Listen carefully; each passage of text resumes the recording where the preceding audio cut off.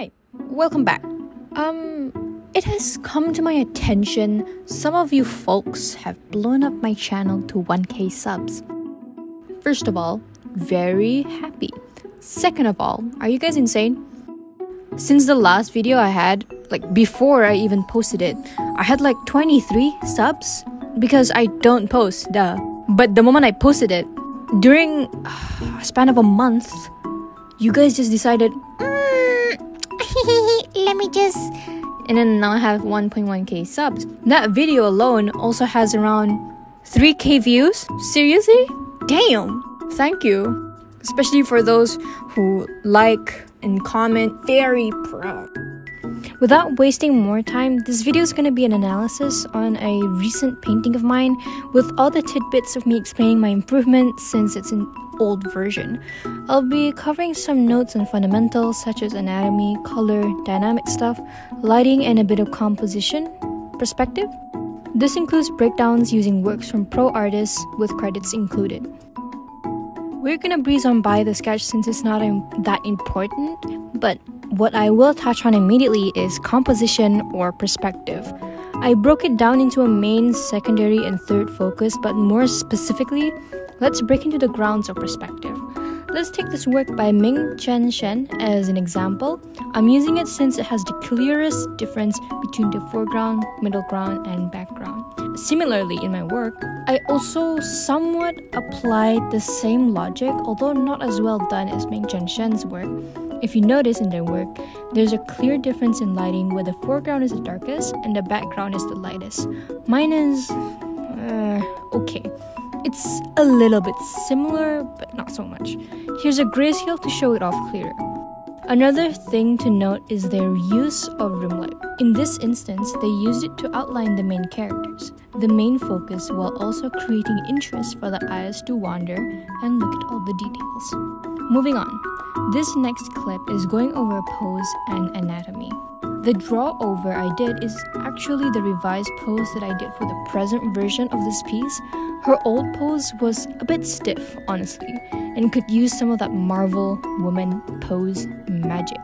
I had a bit of difficulty drawing the arm. I definitely did not reference anything for this piece except for the fact I needed refs for the characters. It's a very, very big mistake, especially if your memory sucks, since you can only pull it off sometimes. So here I am, trying once again to redraw the arm, but opted for revising a more dynamic looking pose for the arm. Regarding the revised pose, I remember watching an Ethan Becker video, could not be him, but it might be him, and him mentioning that a dynamic pose is usually never parallel. It would always look better if the planes of the body are twisting in a convincingly logical way. Kinda like Spider-Man or Nightwing in his comics. You know, where the chest is facing another way, but the butt is facing the other way. Something like that. In this demo, whenever I try to copy a pose, I like to note down the curve of the spine first and draw in the head. You can usually use the spine as a way to draw the line of action more accurately. Next, I draw in the arms. The arms kind of hold a lot of information on how it's holding up the body, especially the balance. Like, it's holding a ton of tension or something. Literally try holding that pose. Your arm would be melting. The arm in the back is mostly a balance arm and adds extra flair that breaks the silhouette. The legs are looking extra light, and by that I mean the toes are barely gripping the floor. That arm is dying. For sure. Also, take note of how the body is twisting.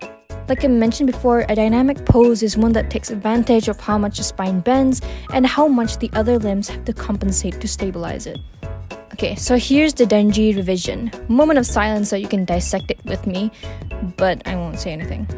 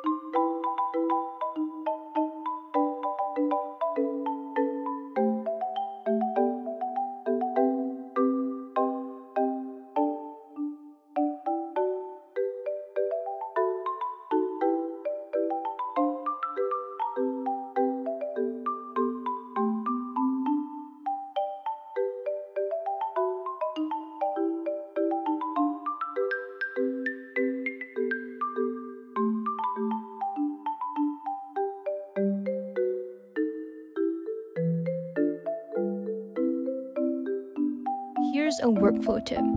Separate objects via groupings and clipping masks so it's easier and faster to work on them one by one. In this study, I did from a scene in CB's Netflix. It's a Netflix movie. It was great, by the way. In a single group, I put the basic shape at the base and clipping mask above it so it stays within that shape. With the grouping, you can easily separate them by having the background at the bottom, the middle ground above it, and the foreground above everything else. Take note of the details covering which areas to adjust the layers accordingly. Let's look at what changes I made in the repaint. Her new face looks more convincing that she's looking up at the camera from a lower angle, and it actually made her more scarier in a way. It also looks way more 3D looking than the previous one. Her hair also changed slightly, a bit more volume, more energy, a bit more of everything. Even the way the light interacts with her hair looks more dynamic, more harsh. To explain what I mean, on screen are works by Araceli and Ming Chen Shen again. You can notice how the hair they paint is more shapy and react more harshly to light. By simply referencing what it looks like, you can emulate them by trying to make the hair more voluminous and shape heavy, showing flow of energy and dimension way more easily. Don't draw individual hair strands. I don't care if this has been said before, but seriously, reduce the work by working with shapes and light. It will look cooler the more you develop your art that way. Here are more examples from my own work. You know, her new eyes kinda look way more interesting. Why is that? I'll touch on that later. The scar is also self-explanatory. Whenever you want to draw scars, belts, tapes, and bandages, it's always good to make sure it wraps around its form. Get your reference ready. Okay, going back to the eyes. Emotion-wise, the newer one was able to imply intimidation, slight cockiness, and way more energy than the previous one. In terms of shape language, it also passes as more intimidating. Rounder eyes are usually related to protagonists, happy-go-lucky, and more innocent characters, whereas sharper eyes are more mischievous, more, oh my god, are they hot or do they just scare me kind of deal. Here's my work to explain what I mean. Mei has always been known as a more cutesy, more kind character, and that's because her design is very round. Her emotions show more because I took advantage of her plush cheeks to show that despite her small mouth, she's smiling widely. Her eyes squint from happiness too. Whereas the funky, colorful gentleman below her looks more strange. His teeth are razor sharp, his eyes are piercing into me, and his eyebrows kind of look angry too. What's his deal? In terms of a whole design, rounder shapes make them more nice and kind looking. But if you notice, the demon on the left, she has sharp horns, ears, and spiky details. They somehow imply her hidden intent. Demon also continues that idea. Just like I mentioned for Mei's smile, you should take advantage of the cheek squish to show how deep they're smirking or smiling. In the newer version, I place high importance on strong lighting and making sure the shadows are in place. Like I mentioned before, I like using light to show volume, direction, and dimensions of hair. I even use a little bit of rim light in the finished piece to what? Create interest and separation between her and Denji. A moment of silence while you watch Denji's messy and blurry rendering. This will just take a moment.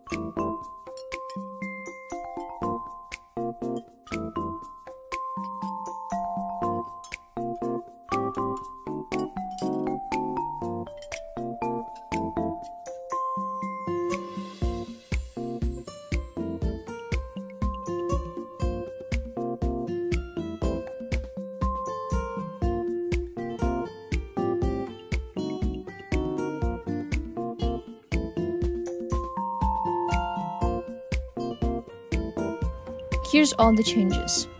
Now I can explain the mess, by the way. In here, I planted a more clearer light direction and contrast where it's due, and then I immediately changed his face. I had to redraw his facial structures as well as his hair. I don't really have the evidence of the face redraw, so here's what the change differences look like. Other than that, I changed his hands since the old one kinda sucked. Made Pochita look so much more squishier, so the grip looks more convincing, and generally made things more shiny. The pants were pretty easy. I simply painted in the basic shape of the pants, and yeah, you can see what I mean. Here's the clip of all the lighting edits.